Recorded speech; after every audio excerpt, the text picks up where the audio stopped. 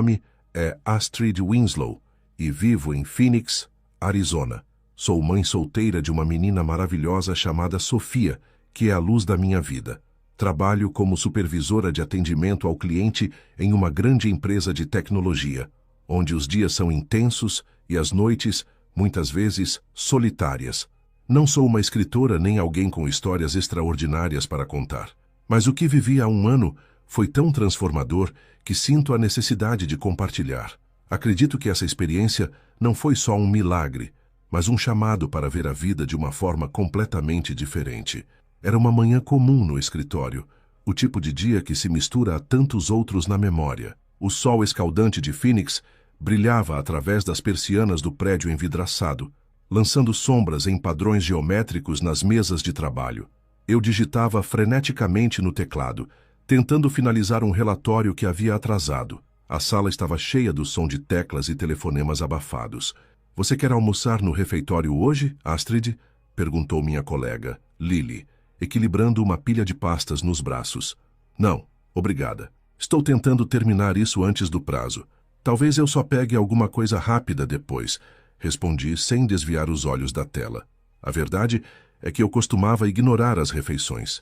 Entre os prazos apertados, reuniões intermináveis e a pressão de ser uma mãe solteira, cuidar de mim mesma era quase um luxo. Por volta do meio-dia, um cheiro forte de comida aquecida no micro-ondas invadiu o escritório. Meu estômago roncou em protesto e decidi descer ao refeitório. Escolhi uma refeição que parecia inofensiva, frango grelhado com salada, e comi apressadamente, distraída por notificações no meu celular. Logo após terminar, senti uma pontada estranha no abdômen. Era como uma cãibra, mas mais profunda, como se algo estivesse errado. A princípio, ignorei, convencida de que era algo que tinha comido ou talvez apenas o estresse. De volta à minha mesa, a dor começou a piorar. Primeiro era um incômodo, depois um aperto, e finalmente uma dor lancinante que fazia meu corpo se curvar instintivamente. "Você está bem, Astrid?" perguntou Lily, agora olhando para mim com uma mistura de preocupação e urgência. "É só uma dor de estômago. Acho que algo no almoço não caiu bem", respondi, tentando sorrir, mas minha expressão devia ter me traído. Lily insistiu. "Talvez devesse ir ao médico. Isso não parece normal.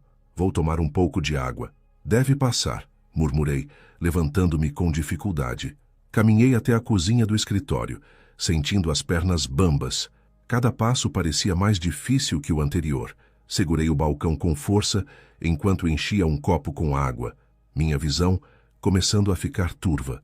A última coisa que lembro foi o som do copo caindo no chão antes de tudo escurecer. Quando acordei, tudo era caos. Estava deitada em uma maca dentro de uma ambulância. O som da sirene cortava o ar, e um paramédico ao meu lado falava com urgência para alguém no rádio. "Astrid, você consegue me ouvir?" perguntou ele, inclinando-se sobre mim. Eu tentei responder, mas minha garganta parecia seca e a dor no abdômen era insuportável. Só conseguia acenar levemente. "Você teve um colapso no trabalho. Estamos levando você ao hospital para exames", ele explicou. O resto do trajeto foi um borrão de luzes piscando e vozes indistintas. A dor era tão intensa que tudo ao meu redor parecia secundário. No hospital, fui recebida por uma equipe médica que começou a fazer perguntas rápidas, enquanto tiravam sangue e aplicavam medicamentos. "Quando começou a dor?"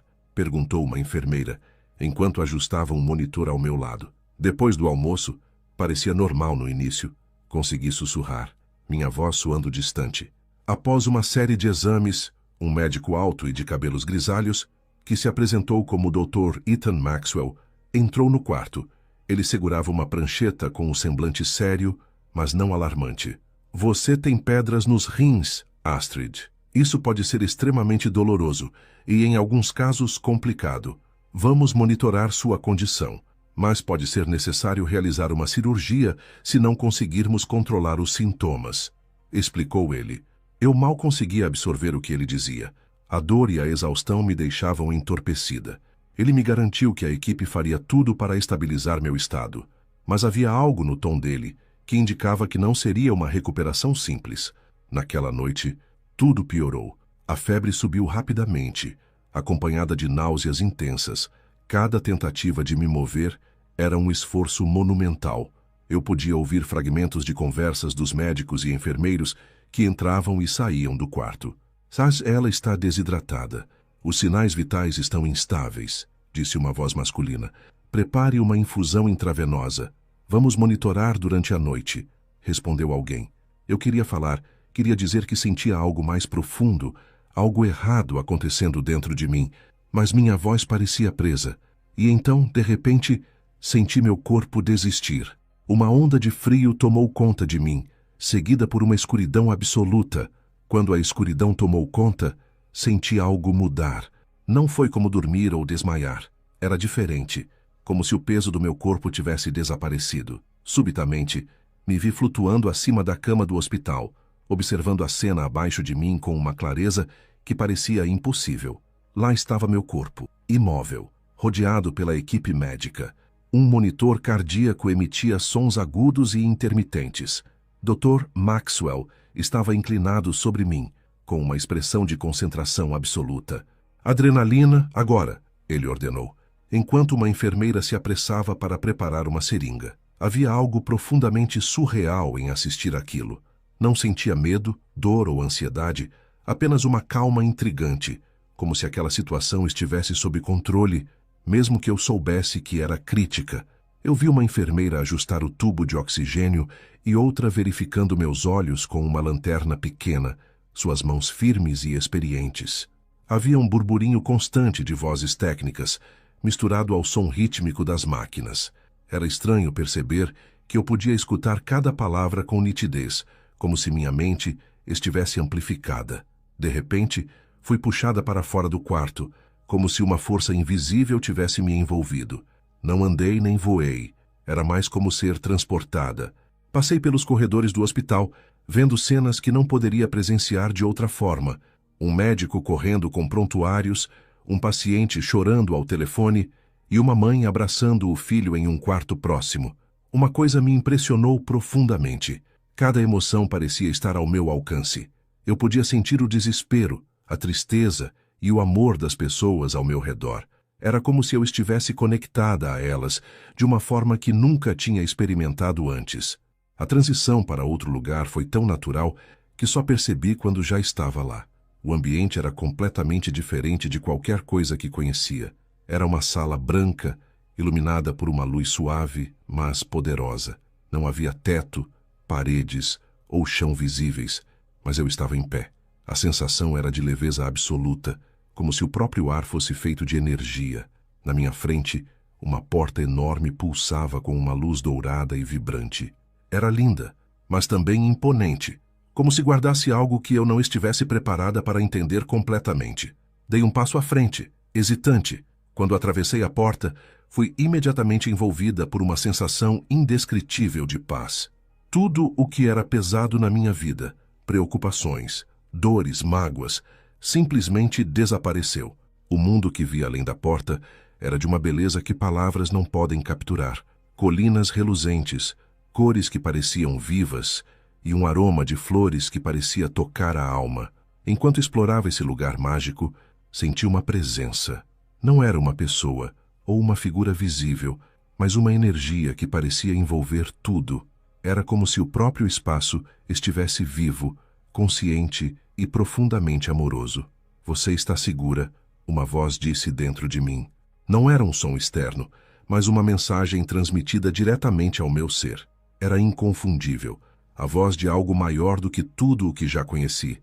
Nesse momento, percebi algo monumental. Deus não era como eu havia aprendido na igreja quando criança. Não era um juiz severo, nem uma entidade distante. Era amor puro, uma força universal que não conhecia limites ou preconceitos. Enquanto absorvia essa verdade, notei uma trilha dourada que parecia me chamar. Seguia e cheguei a um túnel. Era escuro no início, mas com cada passo que dava, pequenos feixes de luz surgiam nas paredes, como estrelas em miniatura. Havia ramificações nesse túnel, e cada uma parecia levar a um destino diferente. A primeira ramificação me mostrou um lugar sombrio, quase sufocante. Lá, almas pareciam presas em ciclos de sofrimento, como se estivessem sendo confrontadas por seus próprios erros. Não era um inferno como eu imaginava, mas um reflexo do peso das ações que aquelas almas carregavam. Na segunda ramificação, havia um campo amarelado, onde figuras vagavam sem direção, com expressões apáticas e confusas. Era um lugar de resignação, um limbo onde as almas pareciam estagnadas. Finalmente, cheguei a uma terceira bifurcação, onde a visão era completamente diferente. Era uma floresta vibrante, cheia de vida e alegria. Havia uma cachoeira cintilante ao longe, e criaturas luminosas dançavam ao redor dela. Sentir aquele lugar era como renascer, como se cada partícula ali estivesse repleta de energia positiva. De repente, uma figura familiar apareceu. Meu tio Henry, que havia falecido anos atrás, estava ali sorrindo para mim. Ele não disse uma palavra, mas eu sabia exatamente o que ele queria comunicar. Com um gesto, ele apontou para algo no horizonte. Era como um lembrete silencioso de que minha jornada ainda não havia terminado. Você tem que voltar, Astrid. Sua filha precisa de você. Ouvi a mensagem em minha mente, clara e inconfundível. Eu queria ficar naquele lugar maravilhoso, mas algo dentro de mim sabia que ele estava certo. Minha missão na Terra não havia acabado. Após a mensagem do meu tio, senti uma força suave me guiando mais profundamente naquela experiência. Não era algo físico, mas uma conexão espiritual que me envolvia e conduzia para o coração do lugar onde eu estava. Eu não andava, nem voava. Parecia mais que flutuava, impulsionada por uma energia invisível. O ambiente ao meu redor começou a se transformar. O brilho branco puro que me cercava agora se misturava com tons dourados e prateados. Cada partícula de luz parecia vibrar em uma frequência harmoniosa, como se eu estivesse dentro de uma sinfonia celestial. De repente, a presença que eu havia sentido antes tornou-se mais palpável. Era algo avassalador e reconfortante ao mesmo tempo. Não era uma figura humana, nem uma entidade visível. Era uma força, uma essência que irradiava amor, compaixão e aceitação em níveis que eu nunca imaginara possíveis. Você é amada. A mensagem ecoou dentro de mim, não como uma voz externa, mas como uma certeza profunda que ressoava no meu ser. Enquanto absorvia aquela energia divina, um fluxo de conhecimento começou a se desenrolar na minha mente, como se pedaços de um quebra-cabeça invisível estivessem sendo colocados no lugar. Percebi que tudo o que eu pensava saber sobre Deus, religião e espiritualidade era apenas uma fração da verdade. Deus não era o ser punitivo e severo que eu havia aprendido nas lições de catecismo quando criança. Também não era uma entidade distante, isolada em algum plano celestial. Era amor puro, infinito e universal. Esse amor não fazia distinções. Não havia bons ou maus, apenas almas, todas dignas de compaixão e acolhimento. Lembrei-me de momentos na minha vida em que eu havia me sentido pequena, julgada ou insuficiente por não seguir certas normas religiosas. E ali, na presença daquela força divina, todas essas memórias se dissiparam. Deus não estava preocupado com rituais, regras ou dogmas. Não exigia adoração formal ou demonstrações de fé pública. O que importava era simples: o amor. Não o amor condicional que tantas vezes experimentamos na Terra, mas um amor universal, que vê além das falhas e acolhe cada ser como parte de algo maior. Em um dado momento, comecei a perceber uma conexão entre tudo o que existe. Era como se uma rede invisível unisse cada ser humano, cada planta, cada animal, cada partícula de energia no universo. Essa rede vibrava com a mesma força que eu sentia naquele momento, e era evidente que ela emanava de Deus. Você nunca está sozinha. A mensagem veio novamente, e dessa vez, lágrimas começaram a escorrer. Eu não estava chorando por tristeza ou arrependimento, mas pela beleza e intensidade da verdade que estava vivendo. O cenário ao meu redor mudou mais uma vez. Agora, eu estava em um campo amplo, cercada por um céu infinito de tons dourados. Senti a presença divina novamente, mas desta vez, ela parecia estar me mostrando algo. Vi imagens da minha própria vida projetadas diante de mim, como pequenos fragmentos de um filme. Vi momentos felizes, o dia em que segurei minha filha Sofia pela primeira vez, o sorriso dela quando aprendeu a andar de bicicleta, as noites que passamos lendo juntas. Mas também vi momentos difíceis, discussões, erros que cometi, palavras que desejei nunca ter dito. Eu esperava sentir culpa ou arrependimento ao rever essas memórias, mas, para minha surpresa, o que senti foi compreensão. Era como se aquela presença divina estivesse me mostrando que até meus erros faziam parte de uma jornada maior. Cada falha era uma oportunidade de aprendizado, e não uma condenação. Perdoe-se, foi a mensagem final daquela experiência. Quando comecei a refletir sobre o que aquilo significava, percebi que muito do sofrimento humano vinha da ideia de que Deus estava distante, pronto para punir ou julgar. A verdade era completamente oposta. Deus era acessível, íntimo, presente em cada momento e em cada ser. Eu sabia que, ao voltar para minha vida, essa percepção mudaria completamente a maneira como eu enxergava o mundo. Não havia mais espaço para preconceitos ou divisões. Tudo fazia parte do mesmo todo, e o propósito era simples: viver com amor, compaixão e gratidão. Antes que eu pudesse me perder totalmente naquela paz, senti um novo chamado, uma sensação de que havia mais para eu ver e aprender. Era como se aquela presença divina estivesse me conduzindo para o próximo passo da minha jornada espiritual. Após a descoberta da verdadeira natureza de Deus, senti como se algo me puxasse gentilmente para frente, como se o lugar onde estava já tivesse cumprido seu propósito inicial. A sensação era de que ainda havia mais a aprender, mais a vivenciar. O ambiente começou a mudar novamente. O campo dourado ao meu redor começou a desaparecer, e fui envolvida por uma escuridão que não era ameaçadora, mas misteriosa. Era um túnel, profundo e longo, com paredes feitas de uma substância que parecia brilhar levemente, como se estivesse viva. À medida que eu avançava, vi pequenos feixes de luz que se moviam nas paredes, criando um efeito semelhante a estrelas piscando no céu noturno. Caminhando por aquele túnel, percebi que ele tinha ramificações. Cada uma parecia pulsar com uma energia diferente, como se levasse a destinos completamente distintos. Sentia uma curiosidade irresistível de explorar cada uma delas, mas também uma cautela natural, como se instintivamente soubesse que cada caminho guardava lições muito diferentes. A primeira bifurcação emanava uma energia pesada e opressora. Quando olhei para dentro, vi um lugar sombrio, quase sufocante. As cores eram escuras e frias, e as figuras que ali se moviam pareciam atormentadas. Vi pessoas se contorcendo em tristeza, presas em ciclos intermináveis de dor e arrependimento. O som do lugar era um murmúrio constante de vozes lamentando e chorando. Entendi que aquele era um reflexo das escolhas e dos fardos que essas almas carregavam. Não era um inferno literal, mas um lugar onde os espíritos confrontavam suas próprias ações e as consequências de suas decisões. Uma mensagem sutil ecoou dentro de mim. Todo sofrimento aqui é autoimposto, e a saída é a aceitação e o arrependimento. A segunda bifurcação era diferente. O ambiente parecia mais claro, mas havia algo estranho na energia daquele lugar. Quando olhei para dentro, vi um campo amarelado, quase sem fim. Nele, figuras vagavam sem direção, com expressões apáticas e olhar vazio.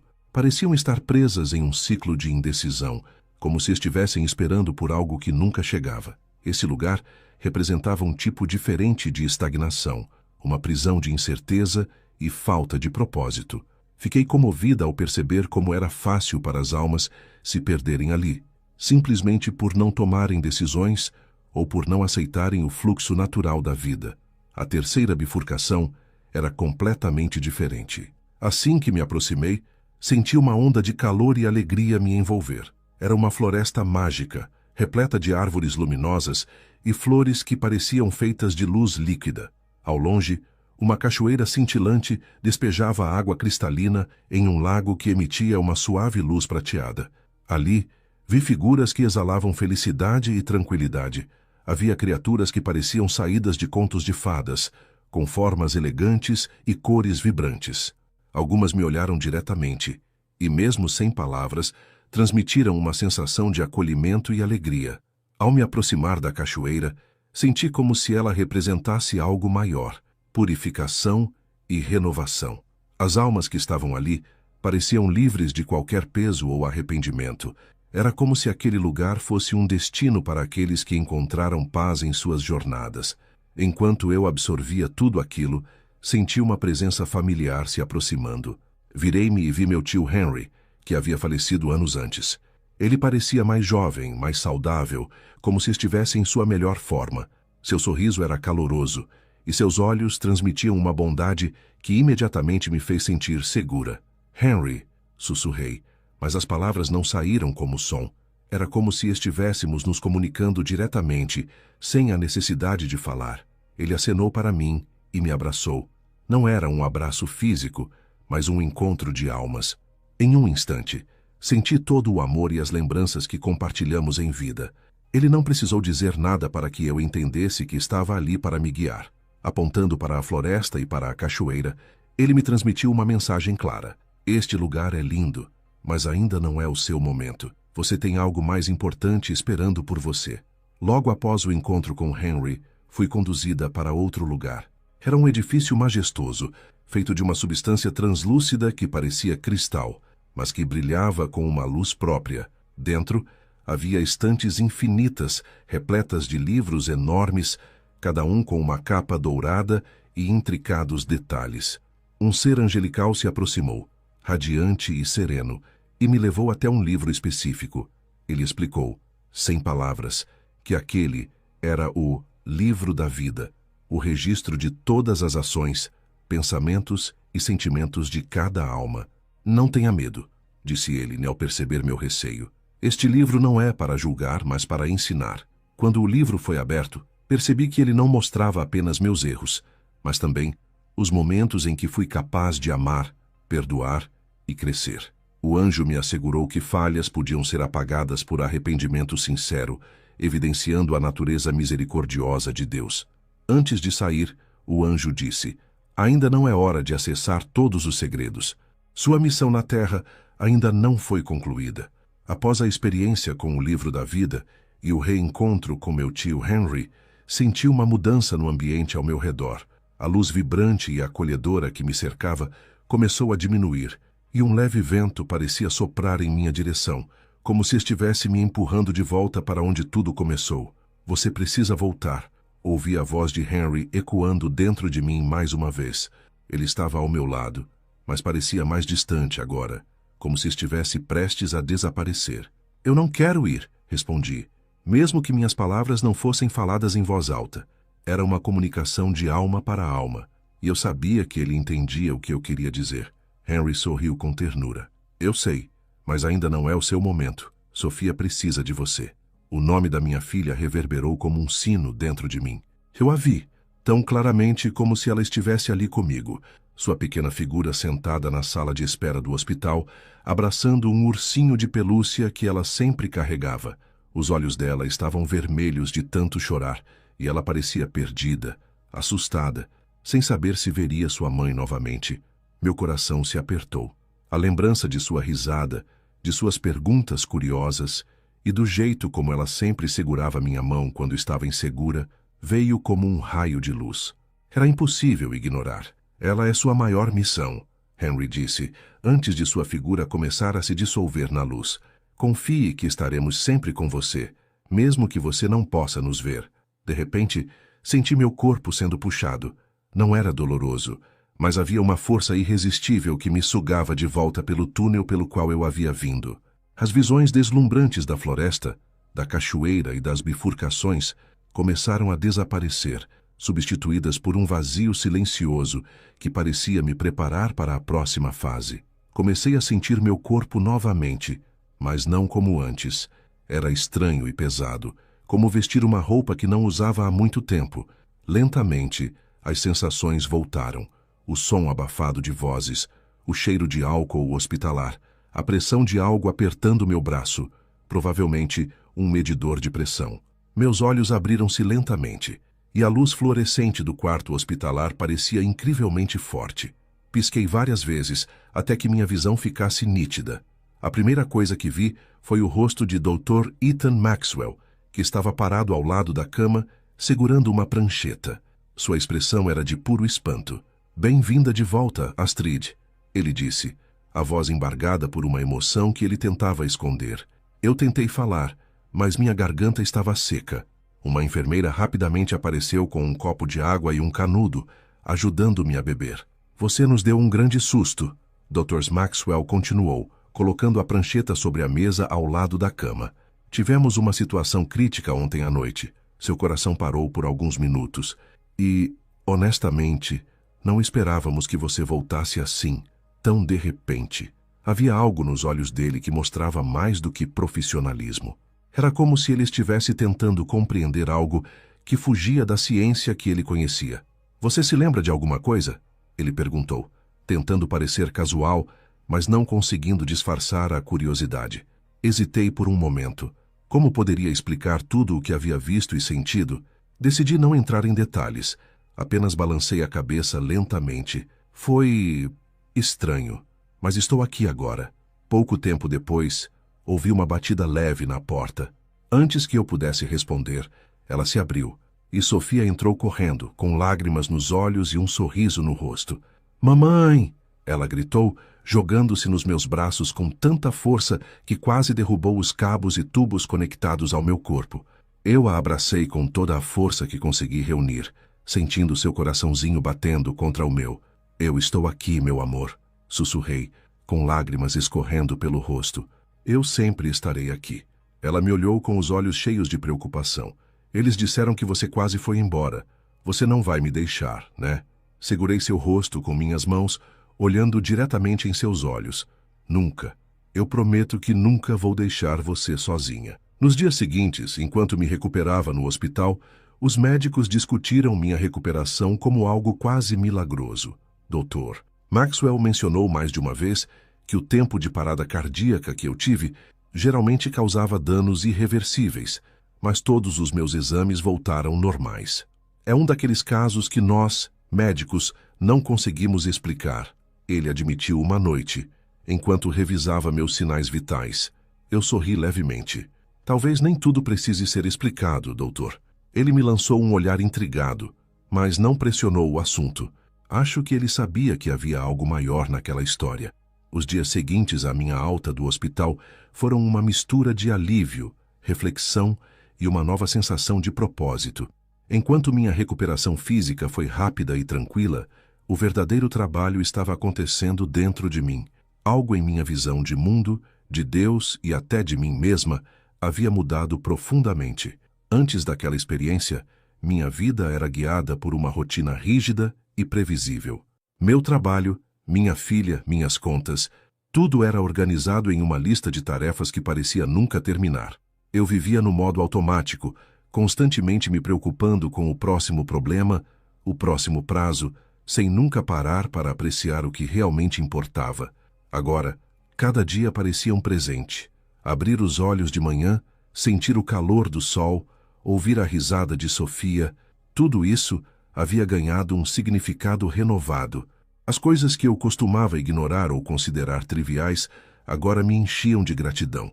Lembro-me de um momento em particular, uma tarde em que levei Sofia ao parque. Enquanto ela corria pelo gramado, perseguindo borboletas, percebi algo simples, mas poderoso. A vida não era sobre grandes conquistas ou ambições. Era sobre esses pequenos momentos de alegria e conexão que tornam a existência verdadeiramente significativa. Minha experiência no além me deu uma compreensão completamente diferente de Deus. Cresci em uma família religiosa, mas sempre tive uma relação complicada com a fé.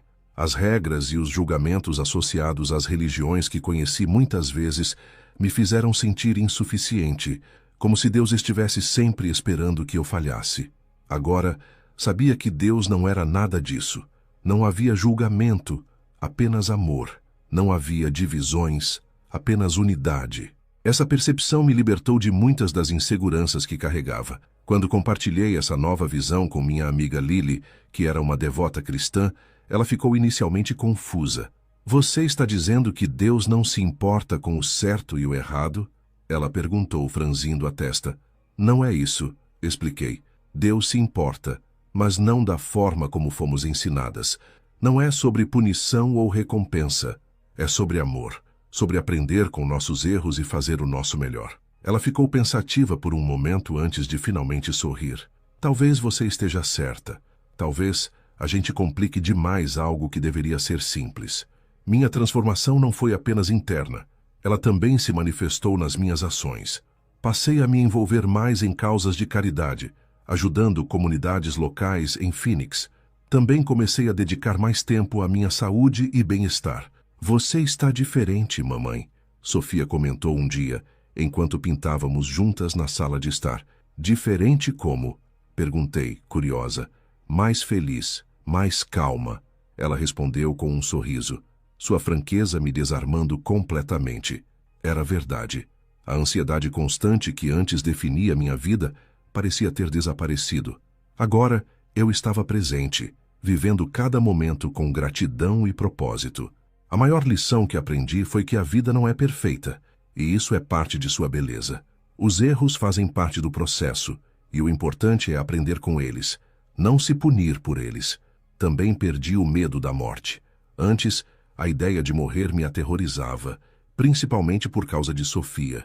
Mas agora, entendia que a morte não era o fim, apenas uma transição para algo maior e mais pacífico. Você acredita em céu, mamãe? Sofia perguntou um dia, enquanto observávamos as estrelas juntas. Sim, acredito, respondi, abraçando-a, mas acho que o céu não é um lugar, é um sentimento. E, se prestarmos atenção, podemos encontrá-lo até mesmo aqui.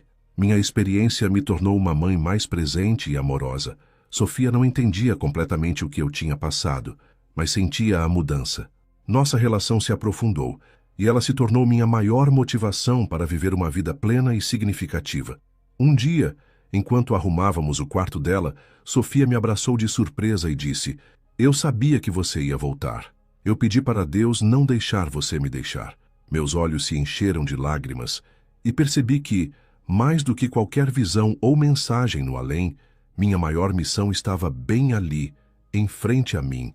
Minha vida continuou, mas nunca mais foi a mesma. Cada dia era uma oportunidade de amar, aprender e crescer. Eu não me tornei uma pregadora ou alguém que tenta convencer os outros de sua visão espiritual. Minha história era minha, algo que eu carregava no coração e que me guiava silenciosamente. Quando penso naquela experiência, não vejo apenas um momento de transformação, mas um lembrete constante de que a vida é um presente, e viver com propósito é a maior homenagem que podemos prestar a esse presente.